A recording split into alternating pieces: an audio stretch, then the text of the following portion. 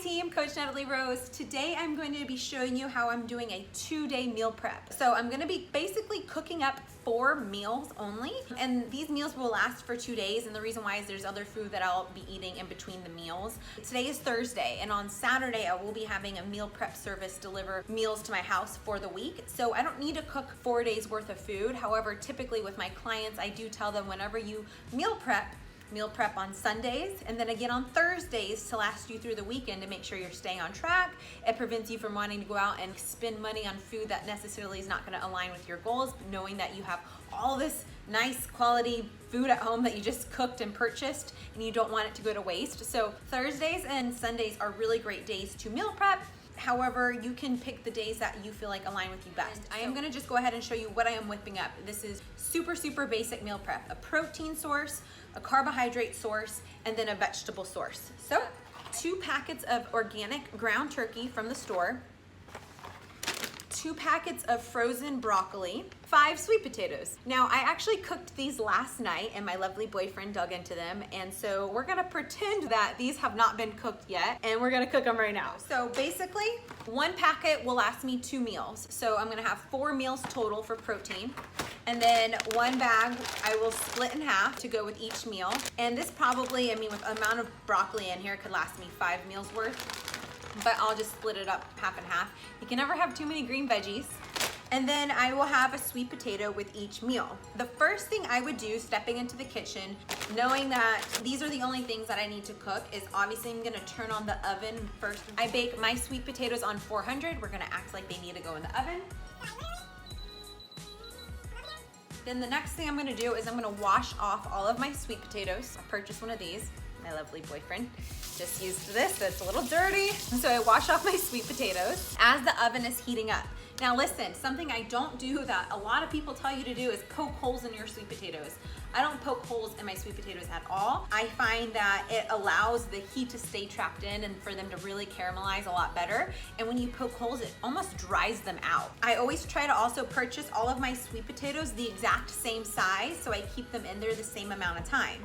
Now, these were fairly big sweet potatoes. They don't look as big right now because they've been cooked, but they are pretty big. And I have a video that I recorded last night that I'll throw in here to show you what they looked like. I cooked them on 400, and if they're pretty large sized sweet potatoes, they're usually in the oven for 2 hours. If they're small baby sweet potatoes, about 45 minutes to an hour. Most of the time though, my sweet potatoes are in the oven for about 90 minutes, and I don't set a timer. I basically go by how the house smells. Does it smell yummy and like sweet potatoes? If so, typically that means they're done in the oven. And I don't wait till I first smell it. I wait till the aromas get a little bit stronger. So, oven's on, washed off sweet potatoes, oven goes off, pop these suckers in the oven.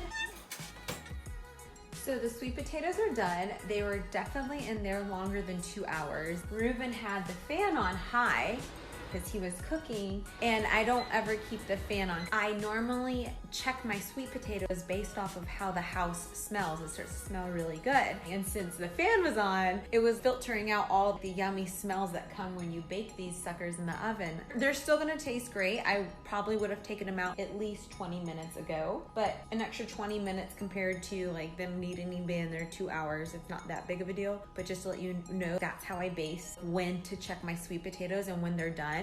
And then a good indicator is they're super soft, fluffy, literally like pillows. So that's how I like mine, and they just melt in the mouth. Ooh, they're gonna be so good. One last thing I wanna tell you about the sweet potatoes is I cook mine in a glass pan. I don't cook in aluminum foil. We get enough aluminum in our bodies as is already, so the last thing I'm gonna do is cook my food in aluminum foil and have the aluminum seep into the food that I'm using, so I just use an old glass pan. The next thing I would do with my 2 packets of ground turkey and then my 2 packets of frozen broccoli, I use this big old skillet for my turkey. I have a pan filled up with water for my broccoli.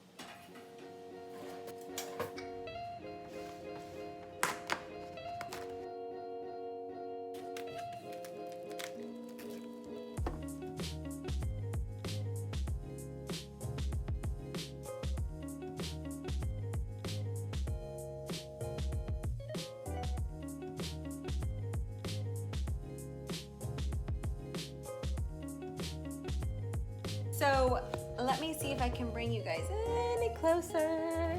All right, you can't really see. I need a cameraman to help me. I will turn on my broccoli. I put the heat on medium, and the same thing goes for my ground turkey.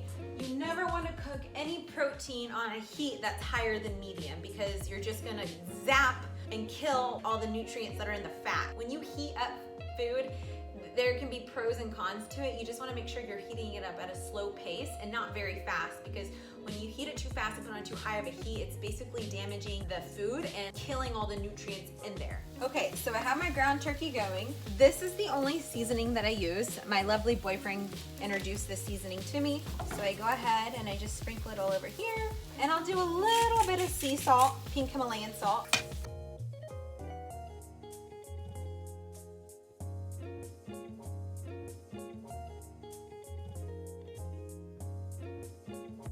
My broccoli, I'll just have that, and I will keep an eye on it. Okay, so we got the sweet potatoes in the oven, baking on 400. We don't have to worry about those for a while. Then we got the ground turkey going, and then the broccoli heating up. Protein, veggie, carbs. So you guys are probably wondering, well, Natalie, what else are you gonna be eating for the next 2 days? I will tell you. When I wake up, the first thing in the morning is I'll drink a big old glass of water. I tell my clients that if you're gonna drink ice water, now would be the time to do so, to really just shock your metabolism, get everything going. I personally have my water room temperature. It just comes out of the refrigerator, so it's a little cool, but not too crazy. And then I actually make up a packet of exogenous ketones. So they help me with my focus and concentration. They're basically gonna put my body into a state of ketosis through an exogenous ketone salt. I drink that in the morning time. If I don't have those present with me, I'll drink green tea. The caffeine helps with stimulating your metabolism, helps with focus, and then the exogenous ketones also really help with stimulating your brain as well. And then about an hour after I've been up, so I've not eaten any food by this time, I actually make a meal replacement shake. So I do a Formula 1 and then a protein drink mix. And I have been on this shake kick for like 6 months. I am absolutely loving it. It's so simple and so easy. Prior to the shake kick, I was literally making eggs and bacon and spinach and coconut oil every morning for 2 years, spending like an hour, I felt like, in the kitchen. Now all I gotta do is make up a shake, and it's so easy. I use my little Ninja Bullet over there, 2 scoops of Formula 1, 2 scoops of my protein drink mix, and this equals 35 grams of protein and 35 grams of carbohydrates. Let me go check on the ground turkey. So now that it's cooked up a little bit, I'm actually going to flip the ground turkey. And the ground turkey is almost done cooking. Is one of my favorite protein sources to eat. It tastes delish, and I can eat it cold or warm. Good. Okay, so I have a shake after about being up for 60 minutes, and then in a few hours later, whether it's an hour or 2 hours, I just go off how my body's feeling. I'll typically have a little handful of nuts. I am on a raw cashew nut kick lately. I love them. And if I'm still a little hungry and want something a little sweet, I will do a little protein bar to get me through until my next actual meal. And then for my meal, that's when I would have sweet potato, ground turkey, and my broccoli. And then if I'm hungry and a little bit after that, what I'll do is usually have an apple, or I will every once in a while snack on a tortilla. Now, if you're experiencing any type of gut or digestive issues, I don't recommend having a tortilla. I've not eaten tortillas in over 2 years, and this is a food I'm just now starting to incorporate back into my diet. Another food that I like to snack on are bell peppers and baby carrots. They're like my favorite go-to snack.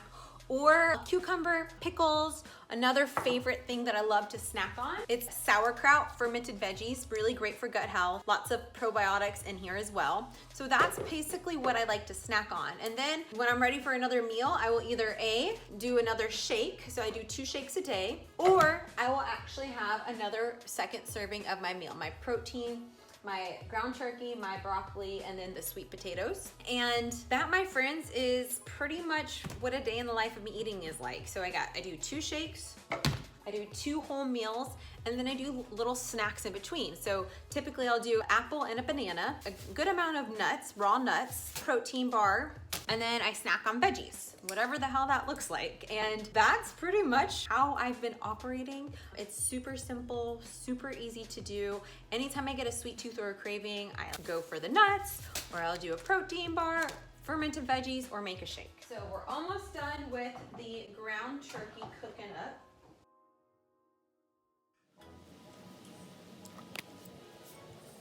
With my broccoli, I try not to let the water actually boil because again, I don't want to zap out all the nutrients. So when it's right about to start boiling, that's when I turn it off because all I really need to do is dethaw the broccoli.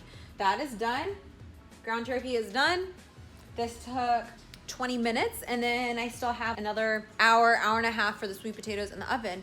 And it's that simple. So hopefully you enjoyed this. If you have any questions, seriously, please let me know. And if you gained any value from this or you're gonna take any of my little hacks or tricks away, drop me a comment letting me know. Share this with somebody, tag it with somebody. The biggest way to support me is through engaging with my content, through sharing it on your social media, through tagging friends for them to see as well. And if you guys have any questions or wanna talk to me personally about any of the products that I went over with you today, I would be more than happy to help support you. Just shoot me over a message. Have a great day.